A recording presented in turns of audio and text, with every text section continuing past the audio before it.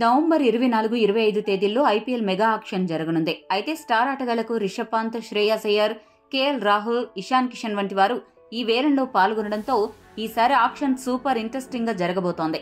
ఏ ఆటగాడు అత్యధిక ధర దక్కించుకోబోతున్నాడు అనే ఆసక్తి అభిమానుల్లో విపరీతంగా పెరిగింది.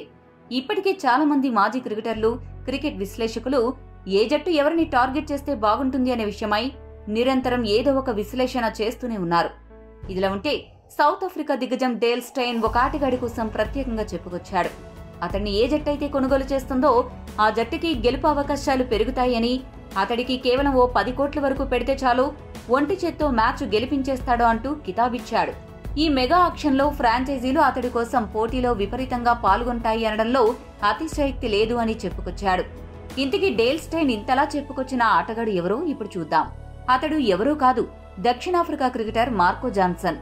టీమిండియాతో జరిగిన 3వ టీ20 మ్యాచ్లో, అలానే చివరి టీ20లో అతడు తన అసాధారణ నైపుణ్యాలను ప్రదర్శించాడు.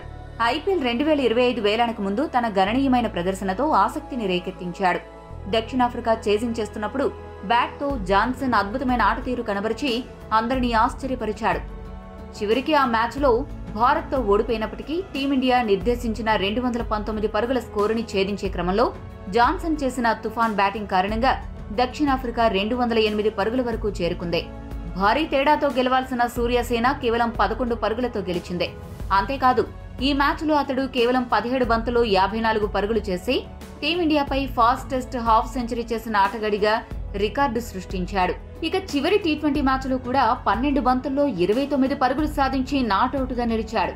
ఇక బౌలింగ్ లో మిగతా బౌలర్లు అందరూ తిలక్ వర్మ, సంజు శాంసన్ దెబ్బకి పరుగులు ధారాళంగా సమర్పించుకుంటూ 14, 15, 21 సగటుతో బౌలింగ్ చేస్తే జాన్సన్ మాత్రం 10 సగటున బౌలింగ్ చేసి మెప్పించాడు.